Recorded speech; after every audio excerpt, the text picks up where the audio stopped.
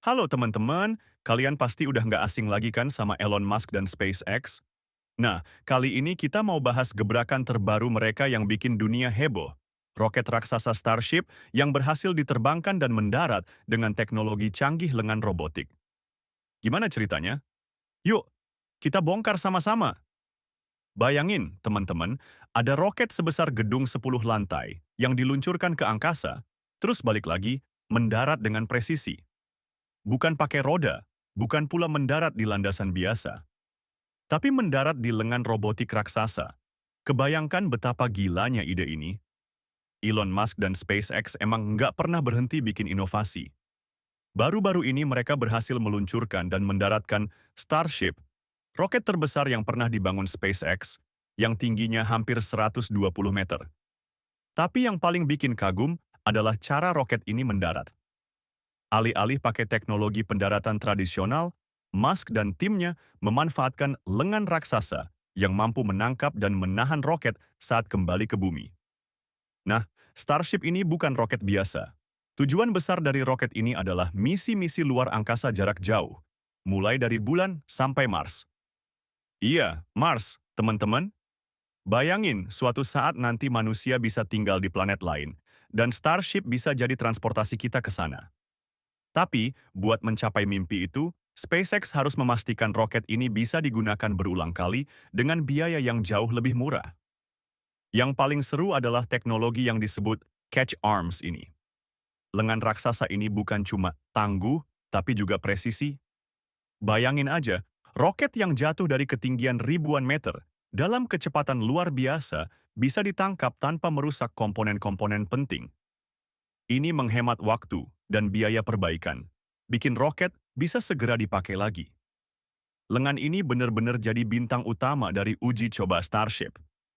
Di dalam video peluncurannya, lengan robot ini terlihat merengkuh roket saat mendarat. Kecepatan, tenaga, dan ketepatan manuver lengan ini benar-benar kayak adegan film sci-fi. Oke, mungkin kalian penasaran, gimana sih cara kerjanya? Lengan ini terbuat dari bahan yang sangat kuat tapi fleksibel, dilengkapi sensor-sensor canggih yang bisa menghitung posisi dan kecepatan roket saat akan mendarat. Sensor ini terus mengirim data ke komputer untuk mengatur posisi lengan biar bisa menangkap roket dengan tepat. Jadi, saat roket datang mendekat, lengan akan siap menyambutnya di titik yang sudah dihitung dengan akurasi tinggi. Kenapa sih SpaceX repot-repot bikin teknologi kayak gini? Bukannya lebih gampang pakai landasan biasa aja? Jawabannya, karena landasan konvensional butuh lebih banyak ruang dan waktu untuk perbaikan, plus ada risiko tinggi buat roket dan lingkungan sekitar. Dengan lengan robot ini, SpaceX nggak perlu lagi landasan pendaratan besar. Selain efisien, teknologi ini juga bikin pendaratan lebih aman dan bisa dipakai di tempat-tempat yang minim ruang. Nah, teknologi ini juga jadi modal penting buat misi jangka panjang SpaceX ke Mars. Karena Mars punya gravitasi lebih rendah, metode pendaratan kayak gini bisa mempermudah pendaratan yang aman dan presisi. Jadi, lengan raksasa ini bukan cuma alat bantu sementara, tapi bisa jadi kunci utama buat penjelajahan luar angkasa di masa depan. Tanggapan publik dan langkah selanjutnya.